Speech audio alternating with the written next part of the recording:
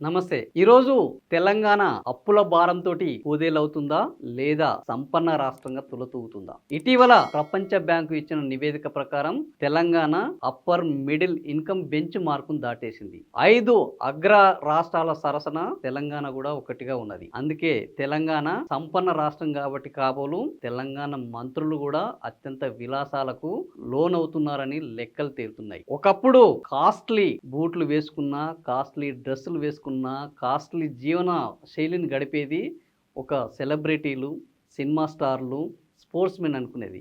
కానీ ఇప్పుడు తెలంగాణలో వీరికి ఎవ్వరికి మేము తక్కువగాము, తగ్గేదేలే అంటున్నారు తెలంగాణ మంత్రులు, తెలంగాణ ముఖ్యమంత్రి. అది ఎట్లా అనుకుంటున్నారా? అయితే ఈ వీడియో చివరి వరకు స్కిప్ చేయకుండా చూడండి. తెలంగాణలో ఈరోజు ఆర్థిక శాఖ మంత్రిగా ఉన్న బట్టి విక్రమార్క నీళ్ళ బాటిల్ ఒక్క రేట్ ఎంతంటే 3,489 రూపాయలు. మీరు విన్నది 100కి 100 రూపాయలు నిజం. కోహ్లీ తాగే బ్లాక్ వాటర్ కంటే కూడా ఇది కాస్ట్లీ. సో ఆర్థిక శాఖ మంత్రి దగ్గరికి చిన్న కాంట్రాక్టర్లు, మన ఊరి మనబడి కాంట్రాక్టర్లు మాకు 20,000, 30,000, ₹1,00,000 డబ్బులు ఇవ్వండి అని సచివాలయంలో ఆయన బ్లాక్ దగ్గరికి పోతే డబ్బులు లేవని పోలీసులను పెట్టి బయటికి నెట్టించాడు. కానీ ఆయన తాగే వాటర్ బాటిల్ ధర మాత్రం 3,489 రూపాయలన్న లెక్కలు తేలడం ఈరోజు తెలంగాణలో ఆర్థిక శాఖలో జరుగుతున్న ఆర్థిక దుర్వినియోగానికి నిదర్శనమా?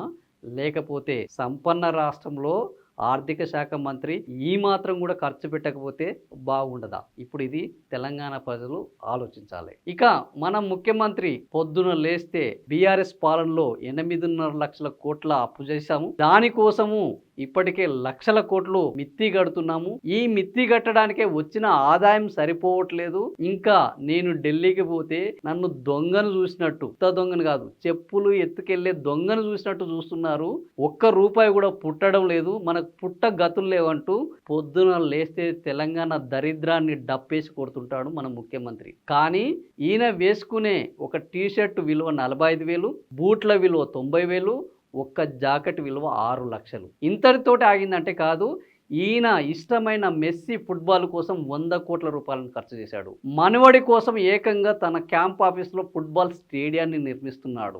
అన్నదాతలకు రైతు భరోసా లేదు, రైతు బీమా లేదు, ధాన్యం కొనుగోలు లేవు, అన్నమో రామచంద్ర అంటుంటే అందాల పోటీలను నిర్వహించి ఆనందాన్ని వెతుక్కుంటున్నాడు. ఈ రకంగా తెలంగాణలో రైతుకు ఒక చుక్క నీరు కూడా దొరకట్లేదు, మా పంటలకు నీళ్ళు ఇవ్వండి అని రైతులు అడుగుతుంటే మన ఆర్థిక శాఖ మంత్రి ఒక్క బాటిల్కు 3,489 రూపాయలు ఖర్చు పెట్టి నీళ్ళని తాగుతున్నాడు. మాకు రైతు బీమా ఇవ్వండి, రైతు బంధు ఇవ్వండి, రైతు రుణమాఫీ చేయండి, ధాన్యము కొనుగోలు చేయండి అని రైతులు అడుగుతుంటే ముఖ్యమంత్రి మాత్రము మెస్సీ ఫుట్బాల్ అంటాడు, అందాల పోటీలు అంటాడు, విదేశీ ప్రయాణాలు అంటాడు, ఢిల్లీకి 70 సార్లు పోవడానికి 400 కోట్ల రూపాయల ప్రజాధనాన్ని వెచ్చించారు. ఇది దుర్వినియోగం అందామా, విలాసం అందామా? తెలంగాణ ప్రజలే నిర్ధారించాలి. నిర్ణేతలు మీరే.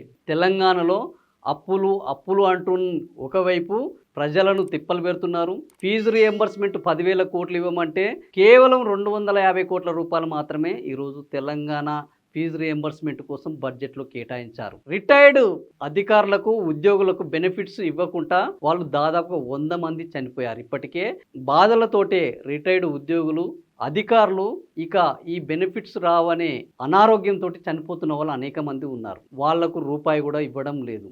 కాంట్రాక్టర్లకు దాదాపుగా 50,000 కోట్లు ఇవ్వాలి, వాళ్లకు రూపాయి ఇవ్వడం లేదు. ఆరోగ్యశ్రీకి డబ్బులు ఇవ్వాలి, ఆరోగ్యశ్రీకి డబ్బులు ఇవ్వడం లేదు. ఎవ్వరు ఏది అడిగినా మా దగ్గర డబ్బులు లేవు, నన్ను కోస్తే రక్తం వస్తే తప్ప డబ్బులు రావని చెప్పుకుంటున్న సీఎం రేవంత్ రెడ్డి ఆర్థిక శాఖ దగ్గరికి కాంట్రాక్టర్లకు కానీ, డబ్బులు పెండింగ్లో ఉన్న ఉద్యోగులకు కానీ నో ఎంట్రీ అని పెట్టుకున్న ఆర్థిక శాఖ మంత్రి, ఇక హెలికాప్టర్లను ఆటోల లెక్క వాడుకుంటున్న తెలంగాణ మంత్రులు కానీ తెలంగాణ ప్రజాపాలన పేరుతోటి ప్రజాధనాన్ని దుర్వినియోగం చేస్తున్నారు. అప్పుల తిప్పలు తప్ప ఒక్క రూపాయి లేదని సమాధానం ఇస్తున్నారు.